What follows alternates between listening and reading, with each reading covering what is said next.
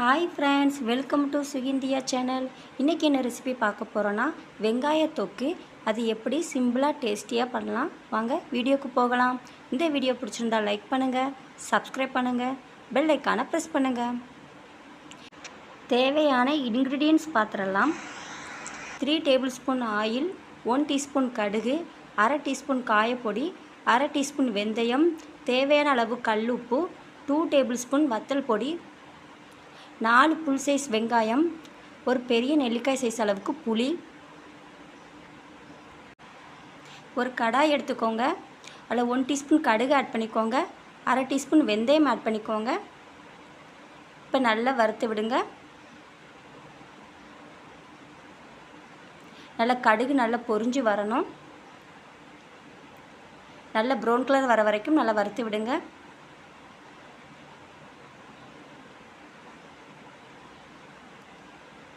நல்லா வறுத்து விட்டாச்சு. இந்த ஸ்டேஜில் மிக்ஸி ஜாருக்கு ட்ரான்ஸ்ஃபர் பண்ணி நம்ம பொடியாக திரித்து எடுத்துக்கலாம்.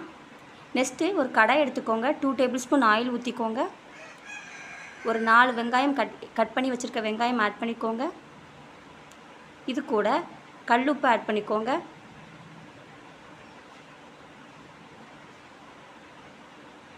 இப்போ வெங்காயம் நல்லா வதக்கி விடுங்க.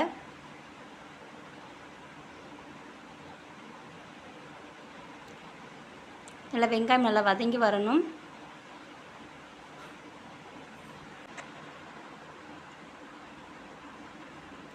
நல்லா வதங்கி வரட்டும்.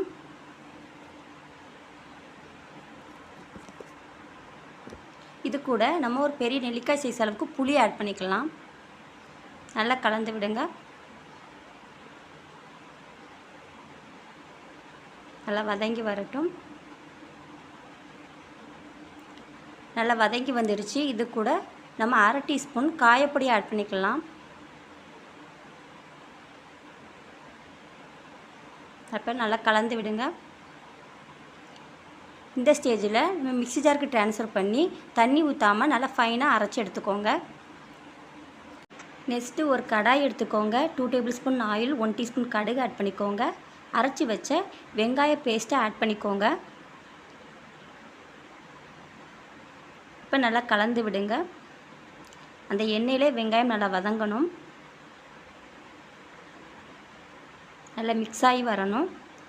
இது கூட 2 டேபிள் ஸ்பூன் வத்தல் பொடி ஆட் பண்ணிக்கோங்க.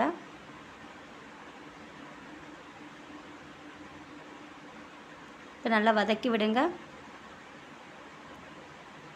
வத்தல் பொடி நல்லா வெங்காயத்து கூட நல்லா மிக்ஸ் ஆகணும்.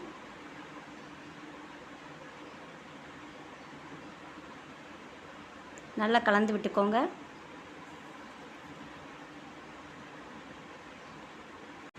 இந்த ஸ்டேஜில் பொடி பண்ணி வச்ச கடுகு வெந்தயம் இது கூட ஆட் பண்ணிக்கோங்க.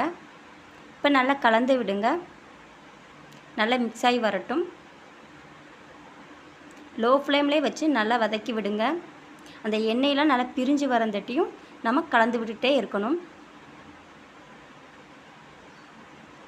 இப்போ நல்லா எண்ணெயெலாம் பிரிஞ்சு வந்துருச்சு. இந்த ஸ்டேஜில் நல்லா கலந்து விட்டுக்கோங்க.